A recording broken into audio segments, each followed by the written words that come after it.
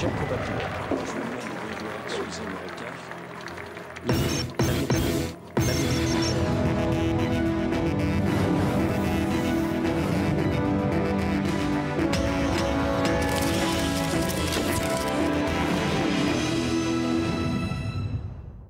Comme vous êtes quelques centaines dans la rue, j'ai envoyé Crâne d'œuf expliquer notre réforme des retraites sur le terrain, avec des gens qui savent ce qu'est la pénibilité du travail. Il y a les cordes à manipuler, il y a porter, il y a le port, il y a le bruit, il y a la poussière. Voilà, vous avez compris.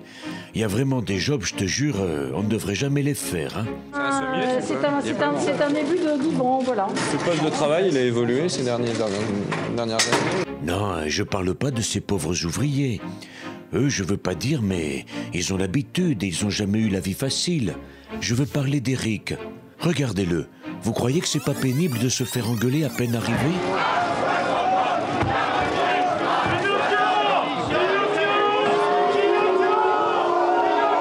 Vous croyez que c'est pas pénible de parler de literie avec des inconnus ?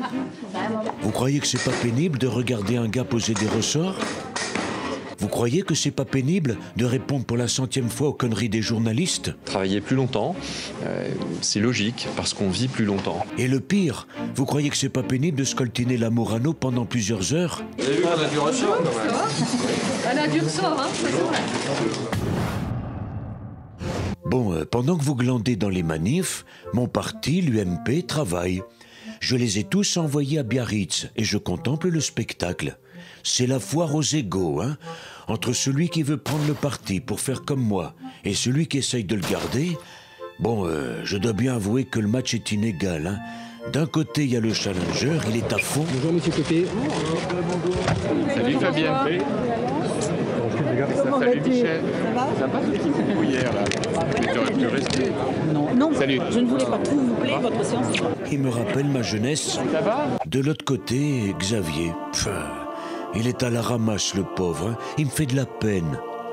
Il est tout seul au milieu du parking, le pauvre. Pas un journaliste. Les mouches ont changé d'âne, hein. Personne ne s'occupe plus de lui.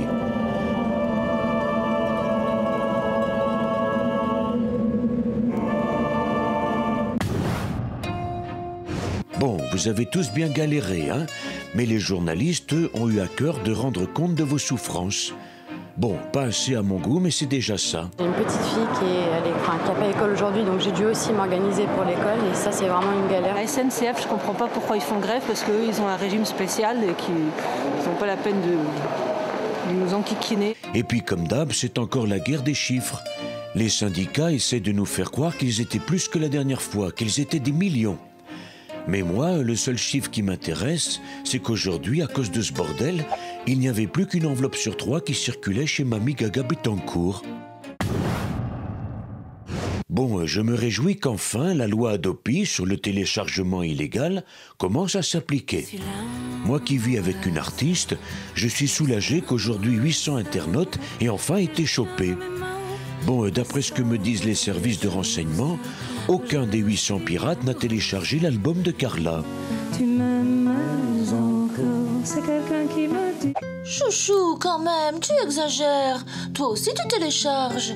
Je viens d'ouvrir notre ordinateur et nous avons reçu un avertissement par mail de la Hadopi qui nous signale que tu as téléchargé illégalement depuis plusieurs mois un programme.